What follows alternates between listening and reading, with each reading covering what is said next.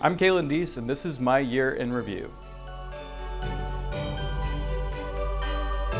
So this year marked a very historic event where we saw the first former president, now President-elect Donald Trump, going to be tried for 34 felony counts in New York City.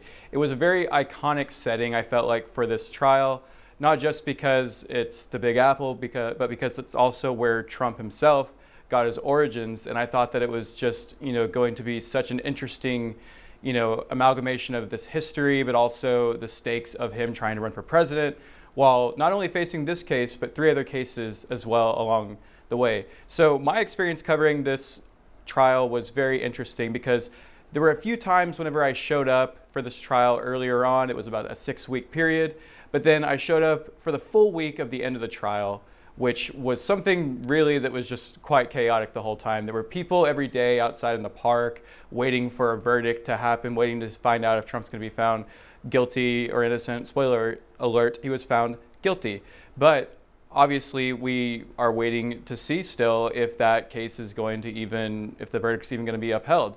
But throughout that week, it was just really, really tumultuous. There were several times whenever I showed up to cover the trial and I wasn't even able to get in because you had to either be waiting in line all night or get a line sitter. So on the final day, on May 30th, whenever it was time, we didn't know if Trump was the verdict was going to come in or not.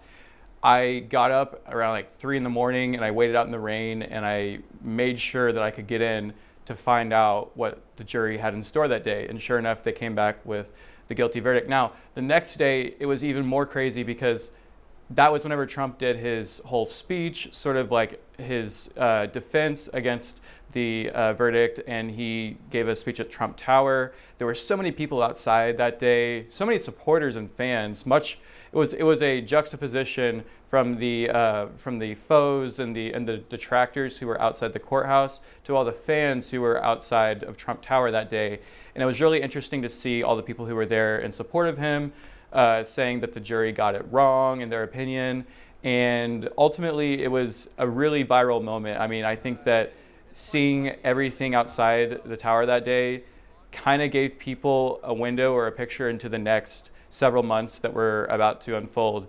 And, we know that we saw decades within weeks during that time, right after the assassination attempt in July. So it was really very, very surreal to cover that trial, and it was great. I'm Kaelan Deese, Supreme Court reporter for the Washington Examiner.